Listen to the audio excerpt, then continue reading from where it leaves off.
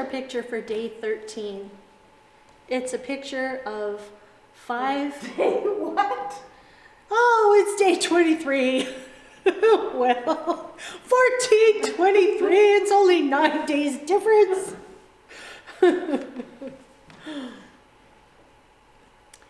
Here's our picture for day 23.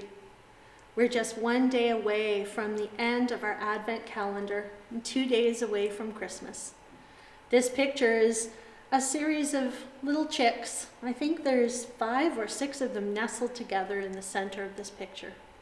Maybe these are the offspring of the hens with the Santa hats that we saw on day 19. Have you ever had a chance to see a baby chick being born? I didn't grow up on a farm, I grew up in the city, but I was privileged to, on one occasion, have an incubator with eggs in our classroom, and we were able to enjoy watching the chicks hatch. First, there was a bit of rocking, and then a crack appeared, and then more cracks, and then a tiny little beak.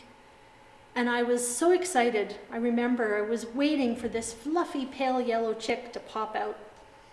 And instead, out popped what looked like a drowned rat. I couldn't see any feathers. There was a whole bunch of pink skin. It was flopping around like crazy. There didn't seem to be any wings. I didn't even know what I was looking at. I think as a class, we were pretty disappointed when the first chick came out of its shell. But we waited, and it had time to dry off and acclimatize to its new environment. And in a very short amount of time, sure enough, there was a brand spanking new, fluffy little yellow chick, exactly like we had seen pictures of at Easter time. I think about human babies. I don't remember back to that time when I was an infant, so I have to take it on the authority of the scientists, but they say that once a baby is born, they actually have a further trimester of development outside of their mother's womb. In fact, they call it a 4th trimester. It's a time when the baby doesn't do much but eat and sleep and predictably poop. But it's a tremendous time of growth. And it's a time of development that is greatly accelerated. And when the baby comes to the end of that 4th trimester, they become almost like a totally different baby. When I think about the baby Jesus and the little chicks that might have both been in the stable together, both of them venturing into this bright, loud, cold world, imagine the adjusting they must have had to do. I suspect the chicks adjusted a lot faster than Jesus did. I'm sure it took him a long time to come to terms with his mission in the world and who he was and the expectations that people had of what he would do. I'm sure it took him a long time to develop. Just as we've been waiting for this Advent season for something momentous to happen, Jesus had to wait a long time too. And sometimes in our lives, we wait a long time for good things to happen. We wait as we go through school and try and figure out what we're going to be and how we're going to spend our lives.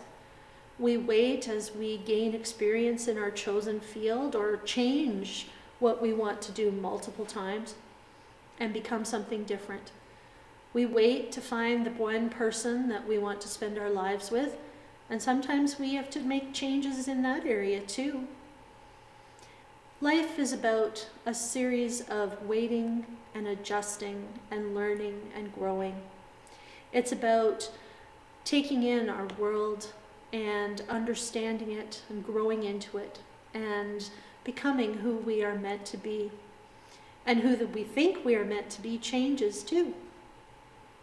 So as we look at these little chicks and we imagine what lies ahead for them, whether they became layers and they produced eggs for someone, or whether eventually they warmed someone's belly, they had to adapt to the world around them, just as we do, just as Jesus did.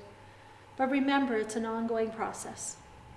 And may Jesus the Christ, not the baby of the manger, but the man of the world who learned and grew and adjusted to help you as you do the same.